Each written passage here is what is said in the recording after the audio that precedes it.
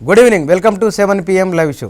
Telangana bill కంటే ముందే రాజకీయ పార్టీలు అస్థినకు వెళ్తున్నాయి. అస్థిన కేంద్రంగా తెలంగాణ బిల్లుపైన ఇప్పుడు చర్చ ప్రారంభమైంది. వాస్తవానికి రాజకీయ పార్టీలు ఇక్కడ చేసిన చర్చ కంటే కూడా ఢిల్లీ కేంద్రంగానే మరోసారి పెద్ద ఎత్తున చర్చ చేయబోతున్నామని, అడ్డుకుంటామని మరికొందరు అంటే బిల్లు పార్లమెంట్లో పెట్టే విధంగా పావులు కదుపుతామని మరికొందరు అంటారు. ఇంకొందరు క్లారిటీ లేదు, కన్ఫ్యూజన్ కొనసాగుతుంటారు. వాస్తవానికి రాబోయే 15 రోజుల్లో ఢిల్లీ కేంద్రంగా ఏం జరగబోతున్నది, రాజకీయ పార్టీలు ఏం చేయబోతున్నాయి, సీమాంధ్ర నాయకులు ఎప్పట్లాగానే బ్రేకులు వేస్తామని చెప్తారా లేదా సీమాంధ్రకు కావాల్సిన అంశాలను బిల్లులో చేర్చే ప్రయత్నం చేస్తారా, ఏం చేస్తారు, ఢిల్లీ కేంద్రంగా ఏం జరగబోతుంది, ఇదే ఇవాళ 7 PM డిస్కషన్లో పాల్గొనేందుకు వైసీపీ నాయకులు రాఘవరెడ్డి గారు, తెలుగుదేశం నాయకులు రాజకుమార్ గారు. గుడ్ ఈవినింగ్ అండి.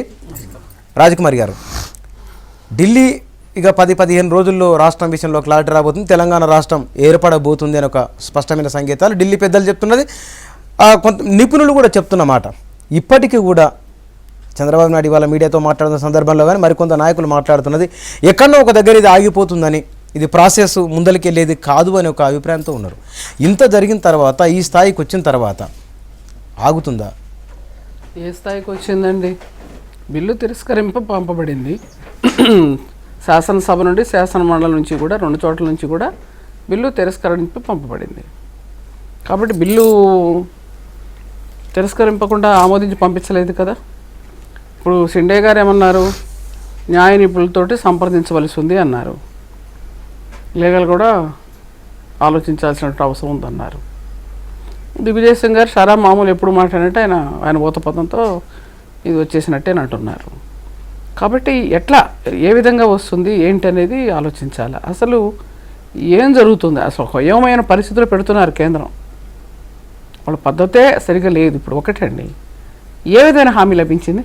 సరే, 40 రోజుల నుంచి గొడవ జరిగింది కదా, 10 రోజులు అసలు చర్చకి రాలేదు కదా, తర్వాత చర్చ వచ్చింది కదా, పోనీ తర్వాత మళ్ళీ గొడవలు జరిగి మళ్ళీ తెలంగాణ వారు అడ్డుకోవటం, మళ్ళీ వీళ్ళు అడ్డుకోవటం పోటీగా ఇలా జరుగుతూ ఉంది కదా.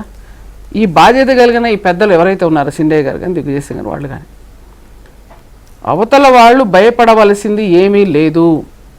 ఇదిగో వాళ్ళకి ఇది మేము చూపిస్తున్నాం, ఇదిగో ఈ పద్ధతులు మేము చేయబోతున్నాం, మేమేం తొందరపడి చేయటం లేదు, ఖచ్చితంగా ఇన్ని రోజుల లోపల అన్ని హామీలు అందరికీ నమ్మకాన్ని కలిగిస్తామనే ఒక్క మాట ఎప్పుడన్నా ఎక్కడన్నా అన్నారండి? ఎంతసేపు ఉన్నా షిండే గారేమో 10 రోజులు లేకపోతే నెల 2 నెలల్లో ఆయన అంటాడు, ఈయనేమో వచ్చేసినట్టే, వచ్చేసింది అయిపోయింది అని ఈయన అంటాడు. కిరణ్ కుమార్ రెడ్డి గారి గురించో లేకపోతే జగన్మోహన్ రెడ్డి గారి గురించో మాట్లాడతాడు ఆయన, దిగ్విజయ్ సింగ్ గారు, ఇది ఒకటి. అంతేగాని అసలు సీమాంధ్ర వాళ్ళు ఏం ఆలోచిస్తున్నారు, వాళ్ళ మనోభావాలు ఏంటి, వాళ్ళ ఆందోళనలు ఏంటి, వాళ్ళ భయాలు ఏంటి, వాళ్ళకి ఏ విధమైన భరోసా ఇస్తున్నాము, మనం చేసేది న్యాయసమ్మతంగా ఉందా, న్యాయబద్ధంగా ఉందా, మనం విభజన తీరు ఎలా ఉంది, ఎందుకు వచ్చింది ఈ నిరసన, ఎందుకు వస్తూ ఉంది ఇదంతా కూడా అనేటువంటి బాధ్యత కలిగిన వాళ్ళు ఎందుకు చూడలేదు. కానీ రాజకుమారి గారు, మండలిలో కానీ ఇటు అసెంబ్లీ విధాన సభలో కానీ సమైక్యవాదమే మాట్లాడింది తప్ప సీమాంధ్ర ప్రాంతానికి నీళ్లు, నిధులు, ఉద్యోగాలు, రాజధాని, ఇవి మా సమస్యలు, ఇది మా బాధ, దీనికి పరిష్కారం ఏమిటి, దీనికి ప్రత్యామ్నాయం ఏమిటి, ఏ సభ్యులు మాట్లాడలేదు. సమైక్యవాదాన్ని బలంగా సమైక్యవాదం అనేది ఏంటి? సమైక్యవాదం దేనికి వినిపిస్తున్నాం? మీరు విభజన తీరు ఘోరంగా ఉంది కాబట్టి మీ మీద నమ్మకం లేదు కనుక ఇట్లానే ఉంచండి, మీరు విభజన తీరు బాగాలేదు, మాకు అన్యాయం జరగబోతా ఉంది, మేము అగమగోచరం ఉంది, రోడ్డు మీద పడతా ఉన్నాం, మా బిడ్డల భవిష్యత్తు ఏమవుతుంది, ఉద్యోగస్తుల భవిష్యత్తు ఏమవుతుంది, వాళ్ళకి హామీ ఏంటి, వాళ్ళ ప్రమోషన్లు ఏంటి, వాళ్ళకి ఎక్కడ భద్రత కల్పిస్తారు, రెవెన్యూ ఏంటి, మీరు ఎన్ని సబ్జెక్ట్ అంటే మాట్లాడేదంతా అదే కదండి. ఎంతసేపు ఉన్నా కూడా 2 ఊతపదాలు అయిపోయింది తెలంగాణ వారికి. మేము చెప్తాం 100 కారణాలు, మీరు 10 కూడా చెప్పలేరు. మీరు సమైక్యం అంటున్నారు తప్ప ఎందుకు అంటలేదు, ఎందుకు అంటలేదండి? మరి మీరు మాత్రం అంటుంది ఏంటి? ఏదైనా ఊతపదాలు, ఏదో దోచుకున్నారు, లేకపోతే తిన్నారు, లేకపోతే మాకు కావాలని. మీరు ఒకటి ఇక్కడ ఆలోచించాల్సింది ఏంటంటే, తెలంగాణ ఇచ్చేసామని అంటున్నారు కదా, వచ్చేసింది అంటున్నారు కదా, ఇప్పుడు కూడా సంబరాలు చేసుకుంటున్నారు కదా, వచ్చేసింది ఇచ్చేసామన్నాక ఇంకా ఎందుకు అంటాను, ఇంకెందుకు ఈ కేకలు ఎందుకు, ఈ అరుపులు ఎందుకు, ఈ అడ్డుకోటాలు ఎందుకు, ఈ బిల్లు రాకూడదు అనుకోవటం ఎందుకు? ఈ బిల్లు వచ్చినా రాకపోయినా, పాస్ అయినా పాస్ కాకపోయినా, చర్చించకపోయినా మాకు వచ్చేసింది, మాకు హామీ లభించింది అంటున్నప్పుడు ఈ గందరగోళం దేనికి? మీకెందుకు భయం? భయపడాల్సింది ఎవరు? ఇప్పటి వరకు మీ కష్టాలు మీకున్నాయి, మీ బాధలు మీకున్నాయి, మీ సెంటిమెంట్స్ మీకున్నాయి, మీ భావోద్వేగాలు మీకున్నాయి, చెప్పాల్సిందే, కాదంటలేదు. కానీ ఇప్పుడు చెప్పుకోవాల్సింది వీళ్ళు కదా.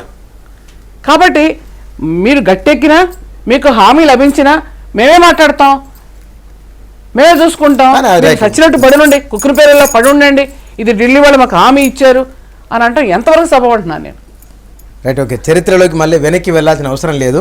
మీరు అనుకున్న ఆర్గ్యుమెంటే కరెక్ట్ అనుకుంటే కనుక వైసీపీ నాయకులు ఒక మాట అన్నారు, ముందే తాము చెప్పినట్లు వింటే కనుక తెలంగాణ బిల్లు ఇదాకా వచ్చేది కాదు, ఇంత చర్చ జరిగేది కాదు, అసలు తిరస్కరణ గెలవడము అనే ప్రసక్తే ఉండేది కాదు. తెలుగుదేశం పార్టీ చొరవ తీసుకున్న కారణంగా, తెలుగుదేశం పార్టీ వైఫల్యం కారణంగా ఇదంతా జరిగింది అనేది వైసీపీ ఆరోపణ. ఎట్లానండి, ఎట్లా, ఏ పద్ధతిలో? ఇప్పుడు వాళ్ళు పార్టీ ఒక లైన్ తీసుకున్నారు, మేము అట్లా లైన్ తీసుకోవడానికి లేదు. మాకు అన్ని ప్రాంతాలకు కావాలనేదే చంద్రబాబు గారు కానీ తెలుగుదేశం పార్టీ కానీ ఆలోచన. తెలంగాణ, రాయలసీమ, ఆంధ్రప్రదేశ్ 3 ప్రాంతాలకు సంబంధించినటువంటి మనోభావాలను గుర్తించాలని చంద్రబాబు గారు ఆలోచన చేస్తున్నారు, పార్టీ ఆలోచన చేసింది. కాబట్టి ఆ రోజున మరి మాకు అక్కడ పునాదులు ఉన్నాయి, మాకంతా కూడా ప్రజలు ఉన్నారు అక్కడ. కాబట్టి 3 ప్రాంతాలకు సంబంధించి చంద్రబాబు గారు అధ్యక్షులుగా ఉన్నారు. 3 ప్రాంతాల్లోనే ఎన్టీ రామారావు గారు చంద్రబాబు గారు ముఖ్యమంత్రిగా చేస్తున్నారు. కాబట్టి మేము ఒక ప్రాంతాన్ని భుజాన్ని వేసుకునే పరిస్థితి తెలుగుదేశం పార్టీ కానీ చంద్రబాబు నాయుడు గారు కానీ లేదు. మా బోటి వాళ్ళం ఏంటంటే జరుగుతున్న అన్యాయానికి తప్పనిసరి పరిస్థితుల్లో మా మనోభావాలను మేము, వాళ్ళ మనోభావాలను వాళ్ళు, తెలుగుదేశం తెలంగాణ వారు తప్పనిసరి పరిస్థితుల్లో మేము ఎవరి మనోభావాలు చెప్తున్నప్పుడు కొంత గందరగోళం, గజిబిజి కూడా వచ్చినట్లుంది. కాంగ్రెస్కి లేనప్పుడు మాకేంటండి, ఇక్కడ అక్కడ అధికారంలో ఉన్న కాంగ్రెస్ పార్టీకి లేనప్పుడు మాకేమని చెప్పండి. మా పాత్ర ఎంతవరకు నిమిత్తం మాత్రం లేదు. గజిబిజి గందరగోళం కూడా సంబంధం లేదు. అది కాంగ్రెస్ వాళ్ళు పడుతున్నారు ఆయన్ని, వాళ్ళు అక్కడ ఇక్కడ కూడా ఉన్నారు. వాళ్ళు అది ఇచ్చినట్టు వాళ్ళే, గొంతులు కోసినటువంటి వాళ్ళే, ఇవాళ అన్యాయం చేసినటువంటి వాళ్ళే. మీరే కదా ఒకవేళ మీ భాషను అనుకుంటే కనుక గొంతులు కూడా కత్తులు ఇచ్చింది మీరే కదా, లేఖలు ఇచ్చి అందరూ ఇచ్చారు, మేము ఒక్కళ్ళే కాదు కదా. రాఘవరెడ్డి గారు కొంత విచారణ ఇది ఈ ఎపిసోడ్లో 220 రోజుల ఎపిసోడ్ ఇది. మేము మొదటి నుంచి రాయల తెలంగాణ అంటే మా ఎమ్మెల్యేలు రాజీనామా చేశారు, నిరాహార దీక్షలు చేశారు, సమన్వయం అన్నారు, సమైక్యం అన్నారు, అవన్నీ ఒక లైన్ అయితే మేము 12 జనవరి రోజే తీర్మానం పెట్టి మొదలు బిల్లు కాదు తెలంగాణ ప్రక్రియనే ఆపండి అని చెప్పి తీర్మానం పెట్టి మెజారిటీ ఎమ్మెల్యేల తీర్మానం పెట్టి పంపమని చెప్పి మేము 12 జనవరి పెట్టినాం. సరే, అక్కడ నుంచి అసెంబ్లీకి వచ్చిన తర్వాత 16 నాడు బిల్లు వచ్చింది. ఆగమేఘాల మీద వస్తే 17 నాడు బిల్లు ఇంట్రడ్యూస్ చేశారు. ఆ చేసేది కూడా మీరు చూశారు.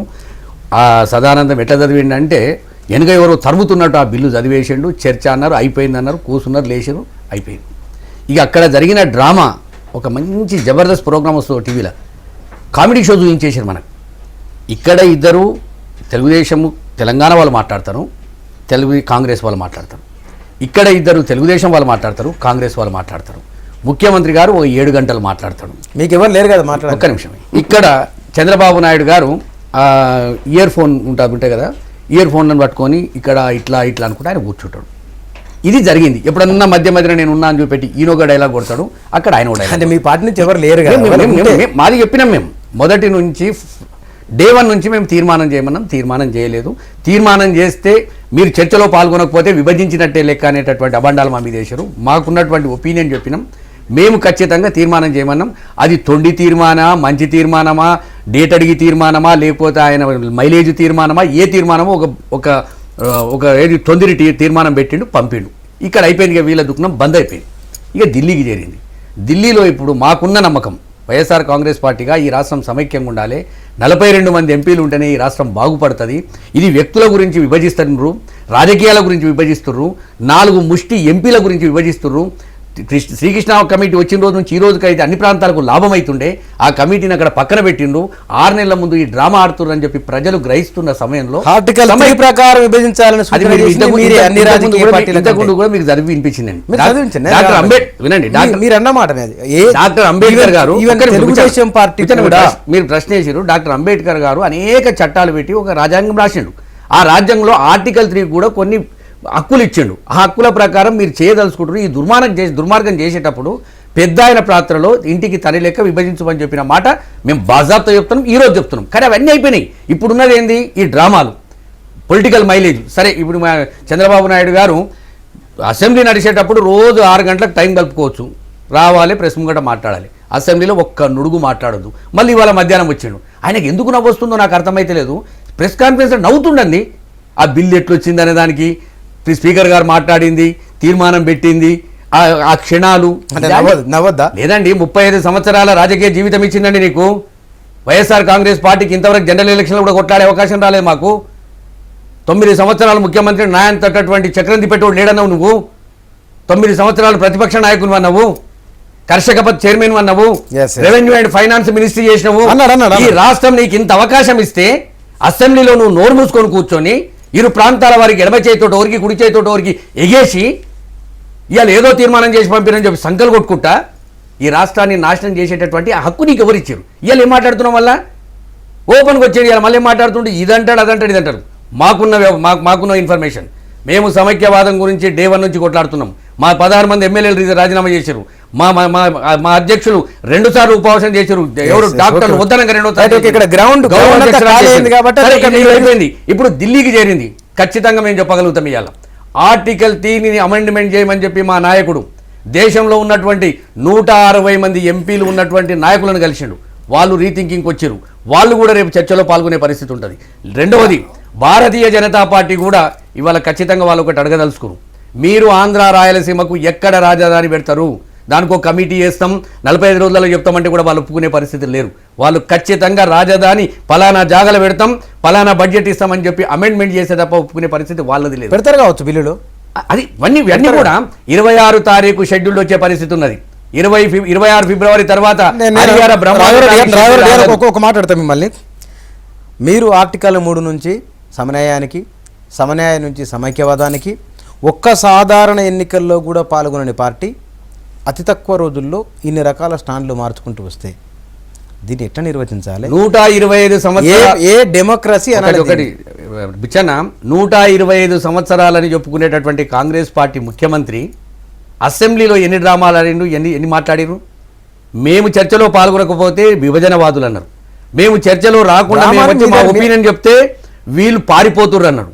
మేము ఎట్టి పరిస్థితుల్లో కూడా తీర్మానం చేయమంటే తీర్మానం అక్కర్లేదనే మాట మాట్లాడిండు. కొనకేం చేసిండు? ఒక దిక్కు డేట్ అడుక్కుంటా, ఒక దిక్కు తీర్మానం మాట్లాడు. ఢిల్లీలో మరి ఏం చేస్తారు మీ వాళ్ళు? మా వాళ్ళు మాకున్నది ఒకటే, మేము ఖచ్చితంగా ఇట్లా మేమేదో తూతుంబాలు చేయం. ఏమో ఇవాళ ఒక పేపర్లో న్యూస్లో విన్నా నేను. ఆయన అంటే గాంధీ ఏపీ భవన్కి వెళ్ళి రాజ్భవన్కు నడుచుకుంటూ పోతాడట 10 నిమిషాలతో. అది ఈయన నడుస్తే ఏమవుతుంది, డేక్తే ఏమవుతుంది? నువ్వు చేసేటివన్నీ చేసి బంగారు పల్లెంలా ఇద్దరు చిత్తూరుకు సంబంధించినటువంటి అపూర్వ సోదరులు ఇద్దరు కలిసి నోరు మెదపకుండా బంగారు పల్లెంలో తీసుకొచ్చి బిల్లు నువ్వు ఢిల్లీకి పంపినాక ఇక ఢిల్లీలో ఏముందండి? ఆంధ్రప్రదేశ్ లో ఉన్నటువంటి మా నాయకుడు ఎప్పటికంటుంటే మాదే తెలంగాణకు సంబంధించినటువంటి మన కేసీఆర్ గారు, ఈ తెలంగాణ కాంగ్రెస్ వాళ్ళు సన్నాసులే అంటారు. కానీ ఇవాళ నా మనసు బాధ అవుతుంది. ఎందుకంటే సమైక్యవాదాన్ని కోరుకున్నటువంటి వ్యక్తి, తెలంగాణ ముసుగులో బతకదలుచుకోలేనటువంటి వ్యక్తి. మీరు కూడా తెలంగాణ వాదే కదా. నేను తెలంగాణ ఉద్యమంలో పాల్గొన్నటువంటి వ్యక్తినైనా ఇలా తెలంగాణ ముసుగులో బతకదలుచుకోలేదు నేను. అటువంటి బాధతో చెప్తున్నా. నిజంగా చెప్పాలంటే ఇలా తెలంగాణలో నయం. ఇలా ఆంధ్ర రాయలసీమలో ఉన్నటువంటి ఇవాళ ఎవరైతే ఓట్ల గురించి డ్రామాలు చేస్తున్నారో వాళ్ళు మా కేసీఆర్ గారి మాట వాళ్ళు కరెక్ట్ సూట్ అవుతుంది. Right, okay. రాజకుమార్ గారు, ఇప్పుడు మొదటగా చంద్రబాబు గారు మాట్లాడలేదన్నారు. వారు మాట్లాడినప్పుడు నేను మౌనం కొను, ఎందుకంటే ఎవరిదైనా ప్రజల్లోకి వెళ్ళాలి. చంద్రబాబు గారు మాట్లాడలేదన్నారు. ఇప్పుడు మాట్లాడతారండి అపోజిషన్ లీడర్, చివరిలో మాట్లాడతారు. మా వాళ్ళంతా మాట్లాడారు. చంద్రబాబు గారు ప్రిపేర్ అయ్యారు. ఆయన ఏం మాట్లాడతారు కూడా ముఖ్యమంత్రి గారు మాట్లాడేటప్పుడు 5 నిమిషాలు వినిపించారు కూడా. ఆ శాంపిల్ చాలు. రాష్ట్రం అంతా కూడా సంతోషపడ్డారు. చాలా బాగా మాట్లాడారు చంద్రబాబు గారితో. ఆయన న్యాయంగా మాట్లాడుతున్నారు, ధర్మంగా మాట్లాడుతున్నారు. ఆయన ఏం చెప్పారో అదే జరిగింది, అదే ఇప్పుడు జరుగుతూ ఉందని కూడా చెప్పడం జరిగింది. రెండోది, ఇది అసలు ఈ బిల్లు మామూలు ఒరిజినల్ బిల్లా డ్రాఫ్ట్ బిల్లా ఏ విధంగా వచ్చింది, ఈ సభకు అసలు విలువ ఉందా లేదా, ఏంటని చెప్పిన మీద రాష్ట్రపతి గారి మీద కేంద్ర ప్రభుత్వాలు పెత్తనం చెలాయిస్తాయా, ఇవన్నీ కూడా చాలా స్పష్టంగా చంద్రబాబు గారు న్యాయాన్ని గురించి, ధర్మాన్ని గురించి, పద్ధతుల గురించి చెప్పడం జరిగింది 5 నిమిషాల్లోనే. తర్వాత ఆయన మాట్లాడుతూ అన్నారు. ఆయన మాట్లాడకుండా ఏ విధంగా పోయిందో మీరంతా చూశారు. ఖచ్చితంగా మాట్లాడతారు. అయితే ఇప్పుడు అపూర్వ సోదరులు అన్నారు. అంటే చిత్తూరు జిల్లా ఒక జిల్లా కావచ్చు, ఎట్లా అవుతారండి? రైవల్స్ అండి. మొట్టమొదటి నుంచి కూడా చంద్రబాబు నాయుడు గారు కానీ వాళ్ళు కిరణ్ కుమార్ రెడ్డి గారి తండ్రికి చంద్రబాబు గారు పడేది కాదు. తర్వాత కిరణ్ కుమార్ రెడ్డి గారికి చంద్రబాబు గారికి అసలే పడేది కాదు. వాళ్ళు ఎదురు అసెంబ్లీలో మాట్లాడుకున్న తీరు మీకు అందరికీ తెలుసు. ఏదైనా వైఎస్ రాజశేఖర రెడ్డి గారు, కిరణ్ కుమార్ రెడ్డి గారు గురుశిష్యులాగా వాళ్ళు ఉన్నారే కానీ చంద్రబాబు గారు ఎట్టి పరిస్థితుల్లో కిరణ్ కుమార్ రెడ్డితో కుమ్మక్కయ్యేటువంటి అవకాశమే లేదు, అవసరం కూడా లేదు. ఎందుకనంటే ఇవాళ కాంగ్రెస్ పార్టీ పోయింది కాబట్టి ఇవాళ వైకాపా పార్టీ ఒక ప్రాంతానికి మీరు పరిమితంగా ఉన్నారు. ఇవాళ మేమేమనుకుంటున్నామంటే 3 ప్రాంతాల్లో కూడా ఈ మా పార్టీ ఉందని మేము భావిస్తున్నాం, అధికారంలోకి వస్తుందని మేము భావిస్తున్నాం, ప్రగాఢంగా నమ్ముతున్నాం, విశ్వసిస్తున్నాం. కాబట్టి అటువంటిప్పుడు మా కాంగ్రెస్ వాళ్ళతో కుమ్మక్కేది మాకు వచ్చేది ఏంటి? మేము కాంగ్రెస్ వాళ్ళతో కాదు కదా. ఓ పక్కన బీజేపీతో మీరు పొత్తు పెట్టుకోబోతున్నారని మీరే అంటారు. కాబట్టి కాంగ్రెస్ పార్టీతో మాకు ఎటువంటి సంబంధం లేదు, కాంగ్రెస్ పార్టీతో పొత్తు పెట్టుకోవాల్సిన అవసరం లేదు. కాకపోతే న్యాయం ధర్మం అనేది చంద్రబాబు గారు ఆలోచిస్తున్నారు. ఇవాళ సీమాంధ్రలో జరుగుతున్న అన్యాయాన్ని చంద్రబాబు గారు గమనించారు. మేము లేఖ ఇవ్వట్లేదు అనలేదు, మీరు ఇచ్చారు. దిగ్విజయ్ సింగ్ గారు చెప్పాడు, చంద్రబాబు గారు ఇచ్చారు, మీరు ఇచ్చారని చెప్తున్నాడు ఆయన. కాబట్టి అందరూ ఇచ్చారు. బీజేపీ కూడా మేము సపోర్టే అంటుంది. ఇప్పుడు కొన్ని ఉన్నటువంటి పరిస్థితుల్లో కొన్ని పరిస్థితులకి వాళ్ళు కొంచెం చెప్తా ఉన్నారు, ఇది న్యాయంగా ధర్మంగా లేదు, కాబట్టి ఇట్లా కాదు, వాళ్ళకి ఆ న్యాయం జరిగితేనే అనేది వాళ్ళు మాట్లాడుతున్నారు. సంతోషం, ఎంతవరకు ఉంటారో చూడాలి. కాబట్టి ఎప్పుడు కూడా ఈ విషయంలో కాంప్రమైజ్ అయ్యే ప్రసక్తి లేదండి. చంద్రబాబు గారు తీసుకోలేదు, తెలంగాణకు వ్యతిరేకం కాదు. ఇప్పుడు రాజ్కుమార్ గారు నమస్కారం. నేను సూటిగా అడగదలుచుకున్నా, 294లో డిస్క్వాలిఫై అయినటువంటి ఎమ్మెల్యేలు కాక మిగతా వాళ్ళందరూ అఫిడవిట్ ఇచ్చారు. ప్రతిపక్ష నాయకునిగా సమన్యాయం అడుగుతున్నటువంటి వ్యక్తిగా బిల్లు తప్పులు తడకాన్ని రాసి ఇచ్చేది ఉంటుంది. 108 క్లాజుల మీద నీకు ఉన్నటువంటి ఇన్ఫర్మేషన్ ఒక అఫిడవిట్లు ఇచ్చేది ఉంటుంది. అది కూడా ఇవ్వకుండా నాకు సమయం ఇవ్వలేదని చెప్పి ఇలా ఇవాళ ప్రెస్ కాన్ఫరెన్స్ ముంగట వచ్చి చెప్పే మాట మాట్లాడుతుందంటే, నువ్వేమో అక్కడ సహకరిస్తున్నావా తెలియదు, ఒక దిక్కున్నవా తెలియదు, 2 దిక్కులున్నవా తెలియదు. సహకరించేది మీరే అని చాలా మంది అంటున్నారు. ఇప్పుడు క్లారిటీ వచ్చింది కదా, ఇప్పుడు కాదండి క్లియర్ ఉంది కదా. ఒకటి ఇలా సహకరిస్తున్నామా, ఢిల్లీలో మేము ఏం చేస్తున్నాము, ఆర్టికల్ 3 అమెండ్మెంట్ చేయమని చెప్పినామా, ఇలా ప్రజలకు మేము ఏం మాట్లాడుతున్నాము, మా ఎమ్మెల్యేలు ఏం మాట్లాడారు, మేము చేసిందంతా ప్రజలకు తెలుసు. చంద్రబాబు నాయుడు గారు మీరు అఫిడవిట్ ఎందుకు ప్రశ్న వేరే వద్దు, మీరు కూడా ఇచ్చిండొచ్చు.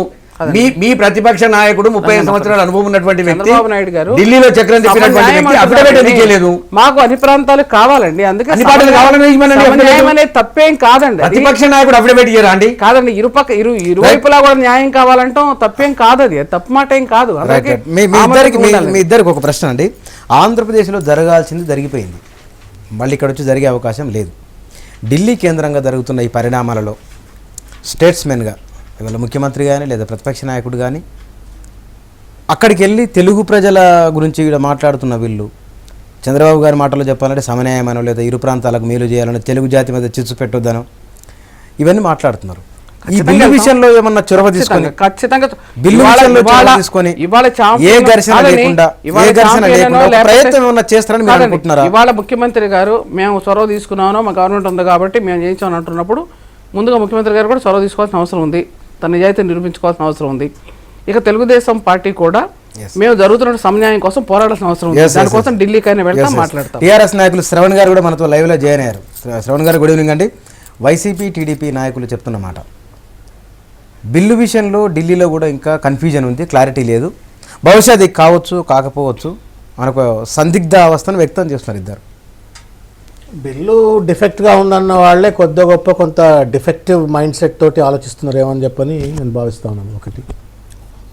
రెండవది, రాజ్యాంగానికి వ్యతిరేకంగా, కౌన్సిల్ రూల్స్కి వ్యతిరేకంగా, అసెంబ్లీ రూల్స్కి వ్యతిరేకంగా మోషన్ను ఏదో ఒక మమ అనిపించేసుకున్నారు. 48 సెకండ్లలో మొత్తం 10 కోట్ల మంది ప్రజలకు సంబంధించినటువంటి ఒక ప్రాసెస్ను 48 సెకండ్లలో అది ఎవరు ఎస్ అన్నారు, ఎవరు నో అన్నారు, ఎవరికి తెలిసేలోపే మోషన్ వెళ్ళిపోయింది, బిల్లు రిజెక్ట్ చేసినామని చెప్పి వెనకకి పంపించారు. అది రాజ్యాంగానికి వ్యతిరేకమైనటువంటిది.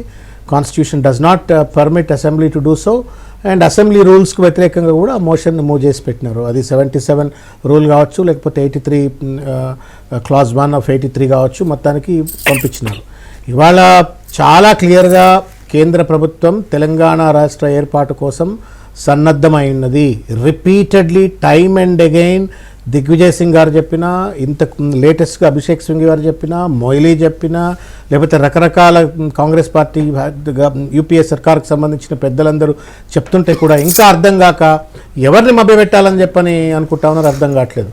అబ్రహాం లింకన్ గారు ఒక మాట అన్నారట, you can fool people for some time and some people all the time, but not all the time all the people. ఇవాళ అన్ఫార్చునేట్లీ ఏంటి అంటే those people are trying to make themselves fools and as well as Andhra people also fools in this process. అమ్మ కోపానికి రావద్దు, నేను మాట్లాడుతున్నా నా బాధతో అంటున్నా. నన్ను కంప్లీట్ నేను ఎందుకంటే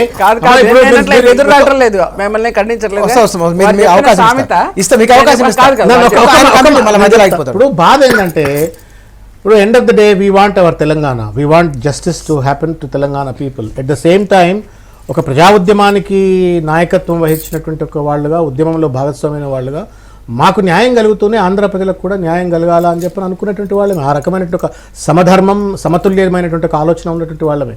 ఇవాళ అన్ఫార్చునేట్లీ ఆంధ్ర ప్రాంత నాయకులుగా చెప్పబడుతున్నటువంటి వాళ్ళు హేతుబద్ధమైనటువంటి ఒక చర్చ అసెంబ్లీలో చేయకపోగా, బిల్లుపై సరి అయినటువంటి ఒక కాంట్రిబ్యూషన్ చేయక, ఆంధ్ర ప్రాంత ప్రజలకు ఏం కావాలా ఏమొద్దు అనేటువంటి ఒక విషయాలు సరిగ్గా అడగక, ఎంతసేపటికి నేను పెట్టిన కుందేలకు మూడే కాళ్ళు అని చెప్పని సమైక్యవాదం పేరు మీద ఒక ఆయన, సమన్యాయం పేరు ఒక ఆయన, మొత్తం కాల పరిమితి అంతా కూడా వృధా చేసి పడేసి ఆఖరికి జరిగింది ఏంది అని అంటే ఆంధ్ర ప్రజల నోళ్లలో మన్ను కొట్టిండ్రు.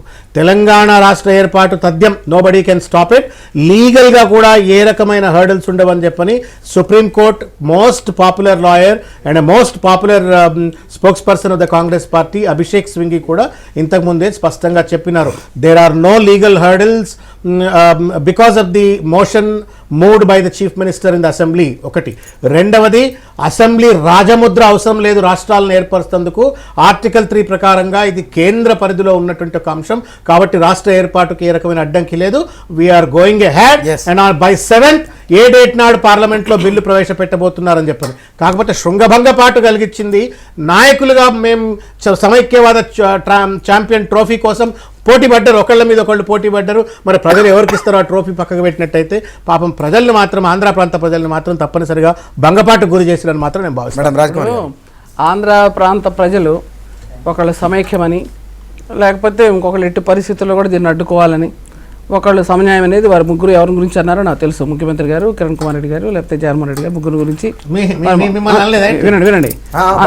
అదే అన్నాను, బాబు గారు అని మీరు ముగ్గురిని అంటున్నారు. మీ పాత్ర కూడా ఏంటి? కేసీఆర్ గారు నిన్నటిదాకా మాట్లాడకుండా నిన్నే నోరు విప్పారు ఆయన. ఎందుకని మాట్లాడలేకపోయారు చెప్తున్నా. అసలు ఎవరి పాత్ర ఏంటి అనేది ఒకటే. మీరు ఇందా చెప్పారే ఇంగ్లీష్లో సామెత, దానిలో కొద్ది కాలం కొంతమందిని మోసం చేయొచ్చు, ఎల్లకాలం కొద్ది మందిని మోసం చేయొచ్చు, ఎల్లకాలం ఎల్లవేళలా అందరినీ మోసం చేయడం సాధ్యం కాదు. ఇది నేను చిన్నప్పటి నుంచి నాకు ఈ సామెత తెలుసు. మీరు చెప్పారు మళ్ళీ ఇప్పుడు. నిజమే, చూద్దాం. ఎందుకండి ఇప్పుడు ఎట్లా ఉందంటే కొంతమంది పరిస్థితి గొంగట్లో అనంది అంటే ఎంటుకలు వస్తున్నాయి అనుకోవడం, చేతులు కాలిన తర్వాత ఆకులు పట్టుకోవడం, కొంతమంది చేతులు కాలిన తర్వాత కూడా ఆకులు పట్టుకోవడం కూడా చేత కాకుండా తెల్ల మనసుతో చూడటం, ఇవన్నీ జరుగుతూ ఉన్నాయి. అయితే ఇవాళ మేము అనేది ఏంటంటే అధికారంలో ఎవరున్నారు, ఇక్కడ ఎవరున్నారు, అక్కడ ఇక్కడ అధికారంలో ఉన్నటువంటి వాళ్ళు వాళ్ళ పాత్ర ఏంటి, ఏం చేశారు. చేతులు కాలిన తర్వాత కనీసం ఆకులు కూడా ఇవ్వడం లేదు పట్టుకోవడానికి. ఆకులు కూడా కాదు, ఆకులు పట్టుకోవడం కూడా చేత కాదు. ఆకులు ఇవ్వటం, ఆకులు ఎట్టిస్తారు? ఆ చేతులు కాలేక ఆకులు పట్టుకుని మనం తెచ్చుకోవాలి, అది కూడా లేదు. ఇవాళ న్యాయం, ధర్మం అనే దాని గురించి, మానవత్వం అనే దాని గురించి ఏమాత్రం కూడా పరిపాలన సాగించేటువంటి వాళ్ళు ఈ రోజున ఒకటండి, 4 సీట్లు ఉంటే ఒకటండి. నేను న్యాయస్థానాలే కాదు, కేంద్రం కూడా ఆలోచించాల్సిన విషయం ఏమనేది. ఇవాళ బీజేపీ కూడా రేపు అధికారంలో రావాలన్న పార్టీ కూడా ఆలోచించాల్సిన విషయం. మాకైతే ఒక ఆశ ఉందండి, బీజేపీని కాదు, బీజేపీ మీదే కాదు, న్యాయస్థానం పట్ల మాకు ఆశ ఉండింది. మీరు అంటున్నారు అసలు అసెంబ్లీలో ఎందుకు, పార్లమెంట్లో వచ్చేస్తున్న అసెంబ్లీలో లెక్కలేదని చెప్పి మొట్టమొదటి మీరు అంటున్నారు. అసెంబ్లీలో లెక్కలేనప్పుడు అసలు అసెంబ్లీకి మనం రావటం ఎందుకు? ప్రజాప్రతినిధులుగా గెలవటం ఎందుకు? ఆ సభలో మన ముఖ్యమంత్రుల్ని, మంత్రుల్ని ఎన్నుకుని కూర్చోవడం ఎందుకు? స్పీకర్ని, డిప్యూటీ స్పీకర్ని అక్కడ ఉంచి వాళ్ళ మాట వాళ్ళ పైన కూర్చుంటే కింద మనం కూర్చొని వాళ్ళు నుంచోమంటే నుంచోవడం, కూర్చోమంటే కూర్చోవడం, దేనికి కూర్చుంటున్నాం? రెండోది బిల్లులు అనేది దేనికి పెడుతున్నాం? ఆ బిల్లులు పెట్టి ఓటింగ్ దేనికి పెడుతున్నాం? తర్వాత ఆ బిల్లులు మన పార్లమెంట్కి మనం ఎందుకు పంపిస్తాం? లేకపోతే రాష్ట్రపతి ఇక్కడికి ఎందుకు పంపిస్తాం? ఇవాళ ఏదైనా సరే కొంతైనా సరే వాల్యూ ఉంది, ఈ చట్టసభల మీద గౌరవం ఉంది, ఉండాలి కదా. చేసుకుంటాం, తెలుగువాడిని విభజించుకునే హక్కు లేదు అని చెప్పినట్టు ఎట్టా కుదురుద్దండి? నేను మేడం గారి విషయంలో ఏకీభవించడానికి వాళ్ళ నాయకుడు ఏందో చెప్పింది కదా, ఇంకేడేకీభవిస్తే వీళ్ళు అంటే హర్డల్స్ విషయంలో న్యాయపరంగా చూసుకుంటే కనుక తమకే న్యాయం జరుగుతుందని, విభజన జరిగే అవకాశం లేదని ఒక అభిప్రాయం కూడా. విభజన జరిగే అవకాశం లేదనే మాట ఢిల్లీలో చూసుకుంటారు. మేము ఏం ప్రయత్నం చేయాలో వైఎస్ఆర్ కాంగ్రెస్ పార్టీగా మాకు స్పష్టత ఉంది. మేము సమైక్యాంధ్ర, వీళ్ళు సపరేట్ రాష్ట్రము, మాకు తెలంగాణ రాష్ట్రంతో ఇబ్బంది లేదు, తెలంగాణ ఉద్యమంతో ఇబ్బంది లేదు, తెలంగాణ ప్రజలతో ఇబ్బంది లేదు. మాకున్నదని లేని ఈ రాష్ట్రం సమైక్యంగా ఉండాలి, 42 మంది ఎంపీలు ఉంటే గట్టిగా ముందుకు పోగలుగుతాం, రాష్ట్రం ముందుకు పోగలుగుతానే మాట లోపల మేము ఉన్నాం తప్ప అంతకుమించి లేదు. వీళ్ళకి స్పష్టత లేని మైలేజ్ గురించి ప్రయత్నం చేసేటతో ఏకీభవిస్తున్నారని మీరు నన్ను అడిగితే ఏ విషయంలో ఏకీభవించాలి? తీర్మానానికి వీళ్ళు కూడా నిలబడ్డది ఏకీభవించారా?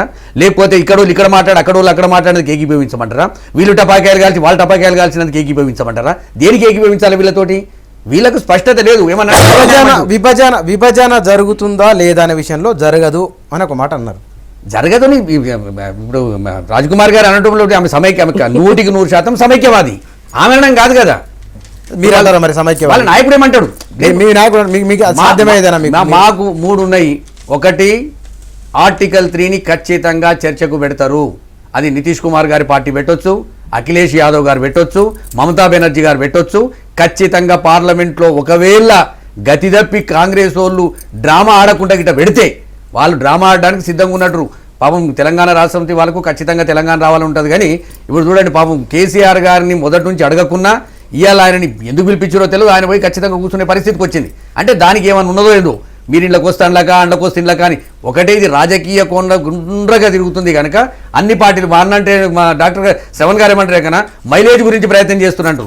ఇక్కడ ఒకటేందంటే అదృష్టానికి మీరు 13 సంవత్సరాల నుంచి పుష్కర కాలం నుంచి తెలంగాణ రాష్ట్ర సమితిని బతికించి ఈ రాష్ట్రం గురించి కొట్టాడుతున్నారు కనుక మీకు మైలేజ్ నెంబర్ 1 ఉండొచ్చు. కానీ ఇక్కడ కూడా ఇలా జానారెడ్డి గారు తెలంగాణ అంటుండు, ఆమె పేరు డీకే అరుణ గారు జీవోఎం వాళ్ళని కలుస్తుందట. ఎన్నడు తెలంగాణవాది? ఆయన పేరు జూపల్లి కృష్ణారావు గారు లెక్క బయటకు వచ్చేది ఉండే తెలంగాణవాది అయితే, ఇవాళ రాజనరసింహ తెలంగాణవాది, వినోద్ గారి లెక్క బయటకు వచ్చేది ఉండే, బయటకు వచ్చేది ఉండే, జగన్నాథం గారి లెక్క బయటకు వచ్చేది ఉండే. ఇవాళ తెలంగాణ ముసుగు లోపట ఇవాళ తెలంగాణ కాంగ్రెస్ వాళ్ళు ఇలా డ్రామాలు ఆడుతుంటే వీళ్ళకు కూడా కొంత ఇబ్బంది అవుతుంది. ఇక్కడ రాష్ట్ర విభజన అంశం పైన 77 రూల్ పైన కేంద్ర మంత్రి జయపాల్ రెడ్డి గారు ఏమన్నారు తెలుసుకునే ముందు, అదేవిధంగా వీరిద్దరు చేసిన ఆర్గ్యుమెంట్కు శ్రవణ్ గారు ఏం చెప్తారో తెలుసుకుని, రూల్ 77 పైన ఢిల్లీలో జరుగుతున్న పరిణామాలపైన కేంద్ర మంత్రి జయపాల్ రెడ్డి ఏమన్నారు ఒకసారి చూద్దాం. రాష్ట్రపతి గారు శాసనసభ అభిప్రాయాలు తెలుసుకునేందుకు పంపించింది తప్ప రూల్ 77 కింద తమ అభిప్రాయం తెలుపని లేక తమ తీర్మానాన్ని రూపొందించని పంపలేదు. రూల్ 77 కింద ఏ తీర్మానాన్ని రూపొందించినా అది రాష్ట్ర ప్రభుత్వానికే పంపిస్తారు తప్ప రాష్ట్రపతి గారికి పంపించేటువంటి అధికారం శాసనసభకు లేదు. ఈ రాష్ట్రపతి గారు పంపించింది ఆర్టికల్ 3 కింద మీ అభిప్రాయాలు చెప్పమని అడిగారు. అభిప్రాయాలు చెప్పారు, అంతవరకు బాగుంది. కానీ కొన్ని సెకండ్లలో ఎవరికి నోటీసు లేకుండా మూజువానితో ఒక తీర్మానం ఏకపక్షంగా ఆమోదించడం అనేది తప్పుడు విధానం. నా దృష్టిలో ఒక మాటలు చెప్పాలంటే ఇది తొండి తీర్మానం. దీనికి చట్టపరమైన విలువ లేదు, రాజకీయమైన విలువ లేదు. దీనివల్ల ఈ తీర్మానం వల్ల పార్లమెంటుకు ఉండేటువంటి సర్వసత్తాక అధికారం ఏదో తగ్గించబడుతుందనే భ్రమ సృష్టిస్తున్నారే, అది భ్రమ మాత్రమే. దాంట్లో ఏ మాత్రం కూడా బలం లేదు, పసలేదు. ఏకపక్షంగా ఐక్యత ఎలా ఉంటుంది? తెలంగాణలో ఉండే 4 కోట్ల ప్రజలు లేకుండానే తెలుగు జాతి ఉంటుందా? ఇదెంత అస్వాభావికంగా ఉంది. ఈ విషయం అక్కడ ఉండే నాయకులు, పండితులు ఆలోచించాల్సిన అవసరం ఎంతైనా ఉంది. ఈ దశలో ఇంత విభజన తర్వాత ఎలా కలిసి ఉంటారు? రాజ్యం ఎలా నడుస్తుంది? రాష్ట్రం ఎలా నడుస్తుంది? ఒక రాజ్యం, రాష్ట్రం నడవడానికి కావాల్సిన కనీసమైన ఏకాభిప్రాయం లేదే. రాజ్యాంగ పరిస్థితికి వస్తే ఆర్టికల్ 3కి అందరూ పెద్దలు చెప్తున్నట్టుగానే ఒక సర్వసత్తాకమైన అధికారం ఉంది. ఎంతవరకు అంటే రాజ్యాంగంలో స్టేట్ గవర్నమెంట్ అధికారులు ఇవి, సెంట్రల్ గవర్నమెంట్ అధికారులు ఇవి, సంయుక్తంగా ఉండే అధికారులు ఇవి, state list, central list, concurrent list అని. ఈ లిస్టులను కూడా కాదని చట్టం చేసే అధికారం ఆర్టికల్ 3 కింద ఉంది. అందుచేత మొన్న పంపించబడిన బిల్లులో ఈ స్టేట్ గవర్నమెంట్ అధికారులను కొన్ని లాగి గవర్నర్కి ఇవ్వబడ్డాయి. అది రాజ్యాంగ వ్యతిరేకం అనడం లేదే. ఎందుచేతంటే ఆర్టికల్ 3 కింద ఏ చట్టం చేసినా కూడా రాష్ట్రాన్ని ఏర్పాటు చేసే సందర్భంగా చేస్తే అది చెల్లుతుంది. సుప్రీంకోర్టులో ఎన్నో సమయాల్లో ఈ విషయం తేలింది. ఫిబ్రవరి 3వ వారం ఆఖరి వరకు తెలంగాణ రాష్ట్ర ప్రభుత్వం ఏర్పడుతుంది, తెలంగాణ రాష్ట్రం ఏర్పడుతుంది. అది నిస్సందేహంగా ఏర్పడుతుంది. ఒక్కటండి, వారు చెప్పింది ఎంత అభ్యంతరకరం అంటే, వారు జైల్లో ఉంటే మేము అడుగుండేవాళ్ళం. వారు శాసనసభలకు చేశారు. నా కోలీగ్ ఆయన 83లో అపోజిషన్గా ఉన్నారు, వెంకయ్యనాయుడు గారు, వారిద్దరూ కూడా. శాసనసభకు అధికారాలు ఇవ్వటం అనేది నిజంగా చాలా క్షమించడానికి నేరమండి. పార్లమెంటు వ్యవస్థను మేము కించపరచలేదు. పార్లమెంటుకి ఇక్కడ మా అభిప్రాయాన్ని పార్లమెంట్లో కూడా ఇక్కడ బిల్లు రావాలి, అక్కడ బిల్లు వస్తుంది, ఇక్కడ ఓటింగ్ ఉంటుంది, అక్కడ ఓటింగ్ ఉంటుంది, లేదా ఇక్కడ మేము ఓటింగ్ పెట్టిన తర్వాత తిరస్కరింపబడిన తర్వాత అక్కడికి వెళ్ళటానికి ఉండదు అనేటువంటిది. ఇక్కడ తిరస్కరింపబడకుండా ఉన్నట్టయితే ఊరికే మీరు చెప్పినట్లుగానే అక్కడ మీరు కేంద్ర మంత్రిగా ఉండి మీ అభిప్రాయం మాత్రమే చెప్పండి. ఒకటండి, అభిప్రాయం చెప్పడం ఎందుకు? అభిప్రాయాలకు విలువ లేనప్పుడు అభిప్రాయం చెప్పడం ఎందుకు? రాష్ట్రపతి గారు కొన్ని విషయాల్లో దానిలో స్పష్టత లేకపోయినా, తెలంగాణ వారికి కూడా కొన్ని అభ్యంతరాలు ఉన్నా, సీమాంధ్ర వారికి అన్ని అభ్యంతరాలు ఉన్నా, దానిలో రాష్ట్రపతి గారు అన్న దాంట్లో సభ అభిప్రాయాన్ని తీసుకోండి, సభ్యుల అభిప్రాయాన్ని పరిగణలో తీసుకోవాల్సి ఉంది, సభ అభిప్రాయాన్ని పరిగణలో తీసుకోవాల్సి ఉందన్నారు. మీరు అసలు శాసనసభనే కించపరిచే విధంగా ఒకనాటి శాసనసభ్యుడిగా ఉన్న మీరు ఇవాళ కేంద్ర మంత్రి ఒడ్డును కూర్చున్నారు. ఇక్కడ 3 వంతులు ఉన్నటువంటి దానిలో 1 వంతు అంటే 9 జిల్లాలు తెలంగాణకు ఉంటే 13 జిల్లాల ప్రజానీకాన్ని మీరు మన సముద్రంలో ముంచారు. మీరు సముద్రంలో ముంచి ఒడ్డును కూర్చుని మాట్లాడుతున్నారు. మీరు ఏ విధంగా మాట్లాడుతున్నారు? మీరు అసలు ఇది ఎలా జరిగింది అని మాట్లాడుతున్నారు. మీరు ఏం మాట్లాడుతున్నారు? ఒక ప్రాంతాన్ని బుధాన వేసుకున్నారు. భారతదేశ మంత్రిగా మాట్లాడుతున్నారా, తెలంగాణ మంత్రిగా మాట్లాడుతున్నారా? మీరు రాజీనామాలు చేశారా? మీరు రాజీనామా చేస్తే కదా, మీరు రాజీనామా చేయలేదు. మీరు అక్కడ కూర్చుని పరిపాలన చేస్తూ ఈ విధంగా చేయొచ్చునా? మీరు న్యాయ నిర్ణేతలు, మీరు పెద్దలు, కేంద్ర ప్రభుత్వంలో ఉన్నారు, భారతదేశ మంత్రిగా ఉన్నారు, మీకు ఓట్లు ఇచ్చి గెలిచి పంపించారు. ఉమ్మడి రాష్ట్రం ఉంది ఇంకా ఇక్కడ. కానీ మీరు ఏ పద్ధతి ప్రకారం మీరు ఉమ్మడి రాష్ట్రంలో కూడా తెలంగాణ ఇవ్వకముందే ఈ రాష్ట్రం విడిపోకముందే విజయోత్సవ సభలు ఎలా పాల్గొన్నారండి ఆయన?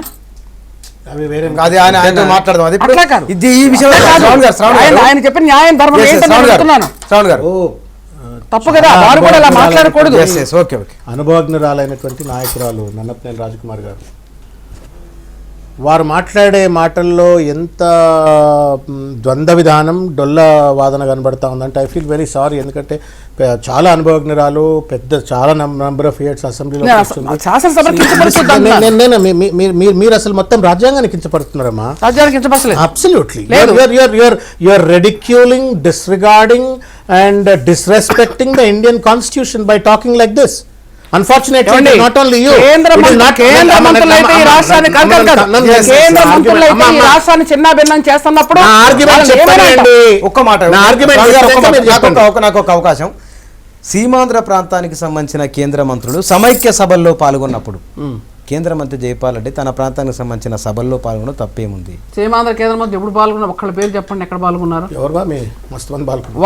ఒక్కళ్ళ పేరు చెప్పండి. పనబాక లక్ష్మి మినహాయిస్తే అయ్యో పాల్గొలేదనే మా బాధ. తెలంగాణ కేంద్ర మంత్రులను చూసి నేర్చుకోండియా, పోనీ అలాగానే చేయండి అంటే అది చేయలే, పోనీ వాళ్ళు ఎదుర్కోమంటే అది చేయలే. వాళ్ళు ఏ ఒక్క మంత్రి ఎక్కడ పాల్గొలేదు, ఎక్కడ మీటింగ్ లో ఎంటబడ్డారు. వారు మాట్లాడేది ఏంటి అని అంటే, అసెంబ్లీలో చెప్పబడినటువంటి ఒక అభిప్రాయాలకు గౌరవం లేనప్పుడు అసెంబ్లీకి ఎందుకు పంపించాలని చెప్పని మీ గుండె మీద మీరు చేయబెట్టని చెప్పండి. మెజారిటీ మీరున్నారు, మైనారిటీ మేమున్నాము. మీరు ఎప్పుడైనా కానీ ఇవాళ కాదు, ఇంకా 50 ఏళ్ళైనా 100 ఏళ్ళైనా మేము కొట్లాడినా ఈ శాసనసభ సభ్యులు అట్లనే ఉంటారు. మీరు మెజారిటీ ఉంటారు, మేము తక్కువ ఉంటాం. మీరు ఇదే ప్రాతిపదిక మీద మెజారిటీ యొక్క అభిప్రాయాన్ని గౌరవించాలా, మెజారిటీ వ్యూస్ని ప్రాతిపదిక మీదనే రాష్ట్రాన్ని ఏర్పరచాలంటే మేము శాశ్వతంగా మీ కింద బానిసలుగా ఉండాల్సిందే. కంప్లీట్. మీరు మద్రాసు రాష్ట్రం నుండి విడిపోయేటప్పుడు ఇదే ఆర్గ్యుమెంట్ వచ్చింది. తమిళులు మీకంటే ఎక్కువ ఉన్నారు, మెజారిటీలో ఉన్నారు, మీరు మైనారిటీలో ఉన్నారు. ఒకవేళ ఇవాళ మీరు మాట్లాడుతున్న వాదన కనుక ఆ రోజుల్లో కూడా అప్లికబుల్ అయినట్టయితే మీరు ఇవాళ తమిళుల కింద కట్టు బానిసలకి ఇవాళకి కూడా పడి ఉండేవాళ్ళు. ఈ విషయాన్ని మీరు ఎందుకు మర్చిపోతా ఉన్నారు? ఆంధ్ర ప్రజలకు అర్థం కాకుండా అమాయకులని చెప్పని వాళ్ళను రోడ్ల మీద తీసుకొచ్చి రెచ్చగొట్టి లేనిపోని అపోహలు సృష్టించి, భయాలు సృష్టించి తప్పుడుగా మీరు తప్పుదో పట్టిస్తూ ఉన్నారు ప్రజలు. మీరు చట్టం మీద, రాజ్యాంగం మీద ప్రమాణం చేసి రాజ్యాంగం మా మీద, అసెంబ్లీ మీద ఇండియన్ కాన్స్టిట్యూషన్ యొక్క ఒత్తిడి ఏంది, వారి యొక్క జబర్దస్త్ ఏందని చెప్పని మాట్లాడే రీతిలో మాట్లాడితే you are ridiculing Indian constitution. Article 3 spirit అర్థం చేసుకోకుండా ఒక మాట రాజకుమార్ ఇంకో మాట అన్నారు. ఇక్కడ ఈ ప్రజల చేత ఎన్నుకోబడిన సభ్యులు అసెంబ్లీలో ఉంటారు. ఇది కూడా ఈ సభకు ఉనికి లేదా? ఈ సభకు హక్కులు లేవా? నేను మీ తరఫున అడుగుతున్నాను. ఈ సభ రాజ్యాంగబద్ధంగా లేదా? ఈ సభకున్న ప్రజాస్వామిక విలువలు లేవా? ఎందుకోసమని ఈ సభ చేసిన ఒక తీర్మానాన్ని పరిగణలోకి తీసుకోలేదు, అది తప్పు అని అంటున్నారు. చర్చను కూడా పరిగణలోకి తీసుకోవాలా, తీర్మానాన్ని కూడా పరిగణలోకి తీసుకోవాలి. Let me complete. ఎప్పుడు మీరు హేతుబద్ధమైన చర్చ చేసినప్పుడు, మీరు ఒక నైతికతతో చర్చ చేసినప్పుడు, మీరు మానవీయ కోణంతో చర్చ చేసినప్పుడు, మీరు పెట్టినటువంటి మీరు చేసిన వాగ్దానాలను మీరు పాటించేటువంటి ఒక రీతిలో మీరు చర్చలు చేసినప్పుడు తప్పనిసరిగా you are saying today to divide there should be a consensus. కలిసి ఉండడానికి కూడా కన్సెన్సస్ కావాలి కదా. నేను నీతో ఉండనంటుంటే బలవంతంగా కలిసి ఉండాలి, మేము ఎక్కువ ఉన్నాం కాబట్టి మా కింద పడి ఉండాలనేటువంటి ఒక చర్చ మీరు చేసినప్పుడు ఆ చర్చను ఎట్లా కేంద్రం సాధికారత తీసుకుంటుంది? దయచేసి మీరు కాన్స్టిట్యూన్స్ అసెంబ్లీ చర్చలు మీరు ఒకసారి వెళ్ళి చూడండి. మీరు దాంట్లో స్పష్టంగా ఇదే మాట వస్తుంది. సాధికారత కింద రాష్ట్రాల విభజన చేయొచ్చు కదా అని చెప్పని మాట్లాడినప్పుడు అప్పుడు కూడా అంబేద్కర్ గారు కానీ కేటీ షా లాంటి వాళ్ళు ఇటువంటి వాళ్ళందరూ ఏమంటారంటే, మెజారిటీ వర్గం ఎప్పుడైతే మైనారిటీ ప్రజలు ఒక ప్రాంతంలో అణగదొక్కే ప్రయత్నం చేసినప్పుడు వాళ్లను విముక్తులు చేయాలంటే తప్పనిసరిగా రాష్ట్ర అభిప్రాయం కాదు, కేంద్రమే దాంట్లో ఇంటర్వ్యూన్ అయి కేంద్రం మాత్రమే అభిప్రాయం పరిగణలో తీసుకోవాలి. కాబట్టి ఆర్టికల్ 3 ప్రకారంగా కేంద్రానికే సాధికారత ఉండాలని చెప్పని ఆర్టికల్ 3 రూపకల్పన చేయడం జరిగింది. ఆ స్పిరిట్ని అర్థం చేసుకోవట్లేదు మీరు. If what you say is right, today Andhra Pradesh would have not formed. మీరు తమిళనాడులో ఉండేవాళ్ళు, బానిసలే కట్లే వాడు ఉండేవాళ్ళు, మేము మహారాష్ట్రలో మేము బతుకుండేవాళ్ళు. అనవసరంగా మీరు బయటకు వచ్చి మా కట్టుకొని మమ్మల్ని ఆంధ్రప్రదేశ్ చేసి మమ్మల్ని ఇబ్బంది పెడతాం. పరిపాలన మేము అందగాదు. నిజాం ఇప్పుడు ఆంధ్ర వాళ్ళు సహాయం కావాలని అడిగారు, మీరు సహాయం చేశారు, మీరు వచ్చారు. నోటీస్ విషయం రూల్ నెంబర్ 77 బహుశా మీరంతా చదివే ఉంటారు, ప్రజలకు కూడా కంఠస్థమైంది నోటీస్. సార్ చెప్పండి. Any member or a minister who wishes to move a resolution shall give 10 days notice of his intention and shall together with the notice submit the text of resolution which he intends to move. ఇది అంటే ఏంటి? 10 రోజుల ముందు notice ఇవ్వాలా, దాంతో పాటుగా notice సంబంధించిన పూర్తి స్థాయి టెక్స్ట్ పాఠం కూడా జతపరిచి ఇవ్వాలని చెప్పని. మీరు కిరణ్ కుమార్ రెడ్డి నోటీస్ ఎప్పుడు ఇచ్చిందండి? వాళ్ళ జాగిరా ఏమన్నా అసెంబ్లీ అంటే? 3 రోజుల కింద మీరు నోటీస్ ఇస్తారా? ఒకటి. రెండవది ఏంటి? రెండవది 83 clause rule number 83 the clause number 1. A member in whose name a resolution stands on the list of business shall accept when he wishes to withdraw it when called upon move the resolution, in which case he shall commence his speech by a formal motion in the terms of appearing in the list of business. In the list of business అంటే speaker ఆ particular day ఎప్పుడైతే motion move చేస్తాడో ఆ రోజు business లో ఇది enlist అయింది అని చెప్పని ఎజెండా ముందుగానే ప్రకటించాలా. మీ కౌన్సిల్లో కానీ అసెంబ్లీలో కానీ ప్రకటించిండ్రా? అంటే చట్టం మీ చుట్టమైనప్పుడు, అది మొత్తం అధికారంలో ఆంధ్ర వాళ్ళే ఉన్నప్పుడు మొత్తానికి మొత్తం రూల్స్ తుంగలేదొక్కి ఆ నోటీస్కు హేతుబద్ధత ఉంది అని చెప్పానంటే ఎక్కడ? ఇంకొకటి చెప్తాం, మీకు ప్రెసిడెంట్స్ కూడా అమ్మవారు మీరు తెలుసుకోవాలి, మీరు పెద్దలు చాలా విఘ్నులు గౌరవనీయులు. మీరు ఇదే తొండితనం పంచాయతీ చేసిండ్రు మీరు బీహార్లో కూడా. అప్పుడు 1998లో when the NDA government wanted to form the Jharkhand out of Bihar, they sent the Bihar State Reorganization Act అని చెప్పని 1998 April 21st and 22nd they sent the bill to the Bihar Assembly. ఇట్లనే గొడవ చేసి చర్చలేదు పిర్చలేదు, unilateral గా మొత్తానికి తీర్మానం చేసేసి ఈ బిల్లు పనికిరాదని కిరణ్ కుమార్ రెడ్డి గారు ఎట్లా తొండి చేసిండ్రు, రాయాలా లల్లు ప్రసాద్ యాదవ్ కూడా తొండి చేసిండు, ఆ బిల్లు వెనక పంపించిండ్రు. కుక్కకాడుకు చెప్పు దగ్గర లెక్క ఆ రోజు లాల్ కృష్ణ అద్వానీ నేతృత్వంలో హోమ్ మినిస్ట్రీ శాఖలో ఉన్నటువంటి ఒక ఆయన అదే డిసెంబర్ నాడు 13-14 నాడు 1998లో బీహార్ రీఆర్గనైజేషన్ కోసం బిల్లును అసెంబ్లీలో పార్లమెంట్ లో ప్రవేశపెట్టిండ్రు. దీంట్లో మోరల్ ఏంటి అంటే ఇవాళ మీరు నోటీస్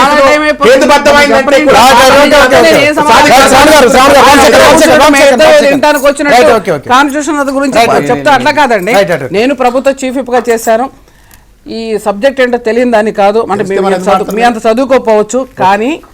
కానీ మొన్న జరిగింది ఏంటండి, ముఖ్యమంత్రి గారు ఒంట్లో బాగోలేదంటే లీడర్ ఆయన లేరు, అక్కడ ముఖ్యమంత్రి గారు లేరు, అపోజిషన్ లీడర్ గారు అసలు మాట్లాడనే లేదు. వినండి మీరు మాట్లాడుతున్నారు విన్నాం కదా, లేరు. రెండోది డిప్యూటీ స్పీకర్ గారు ఉన్నారు, చీఫ్ విప్ గారు ఉన్నారు. ఇట్లాగే ప్రాంతాలను అనుకోమంటారా? అందుకోసమే ఆ విధంగా చేశారంటారా? చర్చ ప్రారంభించిన పద్ధతి ఏంటి? ఆ రోజున ఏ పద్ధతి ప్రకారం చర్చ ప్రారంభిస్తారు? ఎవరు ఒప్పుకున్నారని ప్రారంభిస్తారు? మెజారిటీ సభ్యులు ఒప్పుకున్నారా? కాబట్టి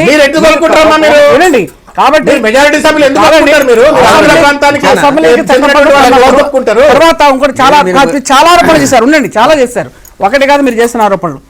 మద్రాసు నుంచి వెళ్ళిపోమన్నారు, మీరు అక్కడ ఉన్న మద్రాసు నుంచి మీరు వెళ్ళారు, వెళ్ళిపోమన్నారు అన్నమాట పదే మాట్లాడారు మీరు. మద్రాసు నుంచి కాదు, కర్నూలు నుంచి కూడా రాకుండా ఉంటే హైదరాబాద్ ఇంత డెవలప్ అయింది అందరూ వచ్చాకే, అందరూ కలిసి చేశాం కాదండి. నష్టపోయారా? మీరు నష్టపోలేదు. మొత్తం తీసుకొచ్చి నమ్మి 50 ఏళ్ళ నుంచి ఇక్కడ ఉండి ఇక్కడే ఉంటాను కాబోలనుకుని ఇది మన రాజధాని మొత్తం పెట్టుబడులు పెట్టేసి అందరూ కలిసికట్టుగా ఇక్కడ ఉండి ఇవాళ అవతల పక్కన ఏమీ లేకుండా చేసుకుని ఇవాళ వీధిలో ఇప్పుడు బొమ్మను లేదా 2 ఏళ్ల క్రితం ఉండడానికి లేదని అంటే చర్చ. ఇబ్బంది పడుతున్నారు. కాబట్టి అదే కాదు, అట్లా మాట్లాడకూడదు కదా. జయపాల్ రెడ్డి గారు మాట్లాడిన దాని మీద చర్చ. ఆర్టికల్ 3 అందరికి ఎరక, 77 ఎరక, 72 ఎరక, డి ఎరక, ఎఫ్ ఎరక, అన్ని గుర్తు. ఇది ఏమైపోయిందంటే 220 రోజుల నుంచి మాట్లాడి ఏది పోయినా చరిత్రకి వెళ్ళిపోతున్నాం అందరం. ఆ చరిత్ర వద్దు. జయపాల్ రెడ్డి గారు కేంద్ర మంత్రి, ఇక్కడ ఉన్నది వాళ్ళ పార్టీకి సంబంధించిన ముఖ్యమంత్రి. ఈయన తొండి చేసిన ఆయన అంటుడు, ఆయన తొండి చేసిన ఈయన అంటుడు. ఈ తొండికి కారణాలు ఎవరు? ఇదేనా మీరు చేసేది? ఈ రాష్ట్రంతో ఇదేనా డ్రామాలు ఆడేది? ముఖ్యమంత్రి గారు తొండి చేసిన ఆయన అంటారు. ఇప్పుడు ఏం చేయాలో చెప్పండి. వీళ్ళు ఇంత ఆవేశం, ఒక్క నిమిషం, వీళ్ళు అసలు తెలుగుదేశం మీద, చంద్రబాబు నాయుడు గారి మీద, కిరణ్ కుమార్ మీద ఇంత ఆవేశం అవసరం లేదు. వాళ్ళు మంచిగా బంగారు పల్లంలో పెట్టి వాళ్ళు ఆడే డ్రామా మొత్తం ఆడి ఇవాళ ఢిల్లీలో చూసుకోండి. ఇక్కడ కేసీఆర్ గారు మైండ్ బ్లాక్ అయ్యేటట్టు ఎమ్మెల్యేలు గెలిపించుకొని ఎంపీలు గెలిపించుకునే పరిస్థితి వచ్చినాక, అక్కడ వైఎస్ జగన్మోహన్ రెడ్డి గారు మైండ్ బ్లాక్ అయ్యేటట్టు గెలిచే పరిస్థితి వచ్చినాక ఈ డ్రామా స్టార్ట్ చేశారు. మంచిదే. ఆ డ్రామాలో మీరు సేఫ్ అవుతారా, ప్యాక్ అవుతారా, మెర్జ్ అవుతారా మీరు ఆలోచన చేసుకోవాలి. అంతే తప్ప మీరు ఇంత ఆవేశపడవలసిన అవసరం లేదు. అయిపోయింది. మా మీద కాదే, ముఖ్యమంత్రి వారి మీద కూడా ఆయన మీరు ఒకసారి మీ పార్టీ ఆఫీస్ లో లైన్ పార్టీలో లైన్ ఏమున్నదని అంటే నేను చెప్తాను. మీ పార్టీ లైన్ వైఎస్ఆర్సీపీ లైన్ ఏం చెప్తాను, మీరేం చెప్తారు? నేను చెప్తాను. కుమార్ రెడ్డి ఏదైతే 77 అధికరణ పేరు అదే నోటీసు విజయమ్మ ఎందుకు పరిగణన తీసుకోలేదు మీరు లెటర్ ఇస్తేనే తెలంగాణ ఉద్యమం అయితే అనుకుంటారు. రాఘరెడ్డి గారు కేంద్ర ఛానల్ మీకే ఇస్తున్నా. ఆయన వైసీపీ గురించి మాట్లాడలేదు ఆయన. జయపాల్ రెడ్డి గారు నేను ఒకటి అంటున్నానండి, కేంద్రం వద్దకు తెలంగాణ బిల్లు వెళ్ళిపోయింది. ఇప్పుడు అందరూ అనుకుంటున్నట్లుగా లేదా కొందరు భావిస్తున్నట్లుగా సాంకేతిక కారణాలు చూపించి దీన్ని బ్రేక్ చేస్తాం అని అంటున్నారు. ఇది సాధ్యమయ్యేదైనా కాకుంటే కనుక సీమాంధ్ర ప్రాంతానికి సంబంధించిన ఇక్కడక్కడ అనుమానాల నివృత్తి కోసం ఏం చేస్తే బాగుంటుంది? ఇది ఏ ఒక్కదాని మీద లేదు. ఇప్పుడు ఇది సాంకేతిక కారణాలున్నాయి, టైం బాండ్ ఉంది, బీజేపీ ఉంది, కాంగ్రెస్ చిత్తశుద్ధి ఉంది. ఇవాళ ముగ్గురు నలుగురు వచ్చి బయటకు వచ్చి మాట్లాడవలసిన అవసరం లేదు. వీళ్ళు ఇక్కడ నుంచి తీర్మానం చేస్తే ముఖ్యమంత్రి గారిని ఒక్క మాట అనకపోవడం, వాళ్ళు కాంప్రమైజ్ అయ్యిందా, మ్యాచ్ ఫిక్సింగ్ అయిందా, అది బయట పడాలి. ఇవాళ రాజ్యసభ పరిస్థితి, ఎలక్షన్ల పరిస్థితి ఏంది? ముఖ్యమంత్రి గారు నాకు ఒక్కటి బాగా గుర్తుంది, డాక్టర్ మర్రి చెన్నారెడ్డి గారు 89లో ముఖ్యమంత్రి అయినప్పుడు రాజీవ్ గాంధీ ఫోన్ కాల్ తీసుకున్నందుకు ఆయన ముఖ్యమంత్రి పదవి నుంచి కిందికి దించేసారు. ఇవాళ నువ్వు ఇంత అహంకారంతో మాట్లాడుతుంటే, ఇవాళ నువ్వు తీర్మానం పెట్టి పంపుతుంటే కూడా వాళ్ళు ఏమంటలేరంటే మొత్తం వాళ్ళ చేతులు ఉంది. రాజశేఖర రెడ్డి గారు ముఖ్యమంత్రి వాళ్ళే. ఒక్కటి బుచ్చన్న, ఇవాళటి కూడా నేను చెప్తున్నా, ఈ రోజు సాయంత్రం వరకు కూడా రాజకీయ కోణంలో ఉన్నారు. ఎంపీలు వస్తాయా, ఎమ్మెల్యేలు వస్తాయా, కేసీఆర్ గెలుస్తాడా, జగన్ రెడ్డి గెలుస్తాడా, ఇక్కడ మార్జిన్ ఎక్కడ పోతుంది, ఎక్కడ మైలేజ్ ఎక్కడ పోతుంది, ఆ ఆలోచన పిచ్చి ఆలోచనతో ఉంది కనుక ఏం చేస్తే సరే అవుతుంది. ఏది చేసినా సరి కాదు. వాళ్ళు పెట్టిందే నా దింపుడు కళ్ళం వ్యవహారము. ఎవరికి 6 నెలల ముందు పెడతారు. ఎందుకు గురించి పెట్టిర్రు? మీరు ఖాళీ సిడబ్ల్యూసీ తీసుకున్న నిర్ణయాన్ని, యూపీఏ ప్రభుత్వం తీసుకున్న నిర్ణయాన్ని జీవోఎంకి వెళ్ళి అది క్యాబినెట్ కోనిక మీరు 2 నెలలు టైం పాస్ చేసిర్రే. అంటే మీరు ఏం చేయదలుచుకుని రాష్ట్రాన్ని ఎవరిని మీరు కిందికి దించదలుచుకోరు? కేసీఆర్ నా జగన్మోహన్ రెడ్డి గారు? ఏమి ఇవ్వకపోతేనేమో ఇవ్వలేదు. బాగా గుర్తుంచుకో, మర్డర్ చేసి 25 లక్షల రూపాయలు ఎక్స్గ్రేష్ చేయాలని చెప్పి మొత్తుకున్నట్టుంది ఇప్పుడు వాళ్ళ పరిస్థితి. ఎవరు? ముఖ్యమంత్రి గారిది. చేసిందల్లా చేసి ఇవాళ నేను ఢిల్లీలో పాదయాత్ర చేస్తా, లేకపోతే గల్లీలో పాదయాత్ర చేస్తా. నువ్వు సోనియా గాంధీ కుల్లా సోనియా గాంధీ గారు ఆడిచ్చిన ఉన్నాడు. వాళ్ళకి ఏది మంచిది అనిపిస్తే గదే ముందుకు వస్తుంది. ఆ నాటకం ఆడ దాంట్లో జగన్మోహన్ రెడ్డి గారు ప్రధాన పాత్రధారని బయట చర్చ. చర్చలు మస్తుగున్నాయి. చిత్తూరులో 14 నియోజకవర్గాలు తిరిగితే బ్రహ్మరథం పట్టిరు. Right, okay. Sonia Gandhi heart attack వచ్చి మీదికి వెళ్ళాలనే మాట మా నాయకుడు మాట్లాడుతుండు. చంద్రబాబు నాయుడు గారు ఇవాళ వరకు కూడా సోనియా గాంధీ ఒక్క మాట అనలే, కిరణ్ కుమార్ రెడ్డి గారు ఒక్క మాట అనలే. మేము మొట్టమొదటి నుంచి కూడా తెలుగుదేశం పార్టీ పుట్టిందే కాంగ్రెస్ పార్టీకి వ్యతిరేకంగా. ఎన్టీ రామారావు గారు కానీ చంద్రబాబు నాయుడు గారు కానీ మేము పార్టీకి వ్యతిరేకంగానే ఉన్నాం. కాబట్టి ఏ ఫ్రంట్లో వచ్చినా ఆ రోజుల్లో 3 ఫ్రంట్ పెట్టాలన్నా, నేషనల్ ఫ్రంట్ వచ్చినా లేకపోతే ఎన్నో వచ్చినా కూడా ఎన్డీఏ గారు ఏదన్నా కానీ మేము కాంగ్రెస్ పార్టీకి వ్యతిరేకంగా చేస్తాం. అది ఎవరు నమ్మరు. రెండోది, మేము చాలా చిత్తశుద్ధితో ఉన్నాం. ఈ విధంగా మాకు డ్రామాలు ఆడాల్సిన అవసరం లేదు. రెండోది, ఆంధ్రప్రదేశ్లో జరుగుతున్నటువంటి పరిణామాలని ప్రజలు గమనిస్తున్నారు. చూద్దాం, భవిష్యత్తు నిర్ణయిస్తుంది. ఇంకా 15 రోజుల్లో ఎవరెవరు డ్రామాలు ఆడుతున్నారో ఎవరేంటనేది అందరికీ తెలుస్తుంది. కాబట్టి నేను చెప్పేది ఒకటే, ఎవరి డ్రామాలని ఏం చేయాలి, ప్రజలు మాత్రం ప్రజలు ఉన్నారు, న్యాయ నిర్ణేతలు వాళ్ళు గుణపాఠం చెప్తారు. కాబట్టి ఎవరిని ఎవరు మోసం చేయకూడదు. మనం ఏమన్నా మోసం చేద్దాం అనుకుంటే అంతకన్నా తెలివి తక్కువతనం లేదు. ఓటర్స్ కానీ ప్రజలు కానీ చాలా తెలివితేటలు, అందరికీ న్యాయం జరగాలి మేము కోరుకుంటున్నాం. ఈ రాష్ట్రం సుభిక్షంగా ఉండాలని కోరుకుంటున్నాం. నువ్వు దొంగ నువ్వు ఇది తప్పు చేసామని తిట్టుకునే పరిస్థితి కాదు ఇది. ఈ ప్రళయం వచ్చి మీద పడుతుందని మేము భావిస్తాం. ఒడ్డునందు తెలంగాణ వారు, కాబట్టి తెలంగాణ వారు ఆవేశపడి మేము ఆవేశపడి మనం మళ్ళీ సమైక్యవాదులంతా ఇది మంచి పద్ధతి కాదని మా అభిప్రాయం. అయితే ఎవరైనా సరే సీమాంధ్రకు ద్రోహం చేస్తే మాత్రం చరిత్రహీనులుగా మిగిలిపోతారని మా భావన.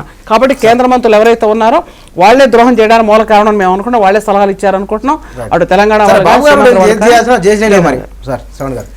56 సంవత్సరాల వేతన తర్వాత విముక్తి కోసం ఈరోజు ఆబగా ఎదురు చూస్తున్న తెలంగాణ ప్రజలకు ఎప్పుడెప్పుడు బిల్లు వస్తా అని చెప్పి ఎదురు చూస్తున్నారు. జరుగుతున్న పరిణామాలను గమనించినట్టయితే ఫిబ్రవరి 1st or 2nd వీక్లో తెలంగాణ రాష్ట్ర ఏర్పాటు కోసం బిల్లును హరిహర బ్రహ్మాదులు అడ్డొచ్చినా ఎవరు ఆపలేరు, బిల్లు ప్రవేశపెడుతున్నట్టుగా స్పష్టంగా ప్రభుత్వం చెప్తున్నటువంటి నేపథ్యంలో రాష్ట్రం ఏర్పడుతుంది. తెలంగాణ సుభిక్షంగా బంగారు తెలంగాణగా మారాలని చెప్పని కోరుతున్నాం. మారేందుకోసం, మార్చుకునేందుకోసం తెలంగాణ నాయకత్వం కంకణబద్దులై పనిచేస్తుంది. దాంట్లో ఏ రకమైనటువంటి శషభిషలు ఉండవలసిన అవసరం లేదు. అయితే ఎటొచ్చి ఒక కీలకమైనటువంటి ఒక పరిణామంలో ఆంధ్ర ప్రజలకు హితవు కలిగేటువంటి ఒక విధంగా బిల్లులో పొందపరచవలసినటువంటి అంశాల పట్ల ఒక హేతుబద్ధమైన చర్చ చేయకుండా ఆంధ్ర ప్రజలను మాత్రం తప్పనిసరిగా భంగపాటు గురి చేసినటువంటి ఒక ఆంధ్ర ప్రాంత నాయకులు ఆంధ్ర ప్రాంత ప్రజలకు తప్పనిసరిగా ఇవాళ కాకపోయినా రేపైనా తప్పనిసరిగా క్షమాభిక్ష కోరేటువంటి ఒక పరిస్థితి తప్పనిసరిగా ఏర్పడుతుందని నేను బలంగా భావిస్తున్నాను. We believe in the prosperity of Andhra, we believe in the prosperity of Andhra. మీ ఆత్మగౌరవంతో మిమ్మల్ని మీరు పరిపాలించుకోండి, మా ఆత్మగౌరవంతో మమ్మల్ని మేము పరిపాలించుకుంటాం. కానీ ఇప్పటికి కూడా ఒకళ్ళకొకళ్ళకి అడ్డుపడతాం. ఇవాళకి కూడా we came to know that lot of people are trying to go to Delhi. దేశంలో మేము ఢిల్లీ అంటే మేము పోయాం. ఇప్పుడు ఇంతమంది అన్నాడు ఎందుకు పోయినారు ఢిల్లీ చెప్పారు, చాలా మంది 60 మంది పోయినారు, ఒకటే ఫ్లైట్లో పోయినారు. ఎందుకు పోయినరు అని అంటే ఇట్లనే ఎవరెవరు ఇవాళ అడ్వకేట్లను మాట్లాడి సుప్రీంకోర్టులో ఏదో కేసులు వేస్తారని చెప్పని, లేకపోతే పైరవీల కల్చర్ ఎక్కువ అలవాటు ప్రివెంట్ ఆల్ దట్. కేసీఆర్ గారికి ఒక బాధ్యత ఉన్నది, పోయింది. That's different matter. మేము ఒకటే కోరుకునేది ఏంటంటే ఆంధ్ర ప్రజలు బాగుపడాలా, తెలంగాణ ప్రజలు బాగుపడాలా, అన్నల్దమ్ములుగా విడిపోయినా ప్రాంతాలుగా విడిపోయినా అన్నదమ్ములు కలిసి ఉండాలనుకుంటాం. ఇప్పటికైనా కుట్రపూరితంగా కుతంత్రపూరితంగా లిటిగేషన్లు పెడతాం, టెక్నికల్ అంశాలను ముందుకు పట్టుకొస్తాం, కోర్టులను ఆశ్రయిస్తాం అనేటువంటి ఒక రీతిలో వారు పెద్దవారు వారు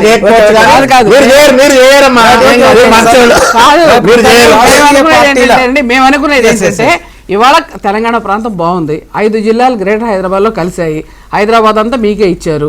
కాబట్టి మొత్తం మీకు అంతా కూడా లభించింది, మీరు ఆశించిన దానికన్నా ఎక్కువ లభించింది. సతుమా జిల్లాలు కూడా అంత హీనంగా లేవు, అంతకన్నా కూడా సీమాంధ్ర ప్రాంతంలో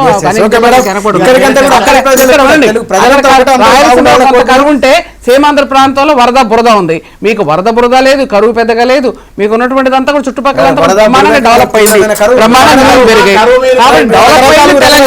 చర్చలో పాల్గొన్నందుకు రాఘవరెడ్డి గారు, రాజకుమారి గారు చర్చలో పాల్గొన్నందుకు ధన్యవాదాలండి. మొత్తానికి రాజకీయ పార్టీలు ఈ సందర్భంలో ఏం చేస్తాయా లేదా వేరే విషయం అయితే కనుక పార్లమెంటు, రాజ్యాంగం, చట్టం తాను అనుకున్న విధంగా ముందుకెళ్లే వాతావరణం స్పష్టంగా కనబడుతున్నది. ఇది ఇవాళ చర్చ. రేపు మరో చర్చలో కలుద్దాం. నమస్కారం.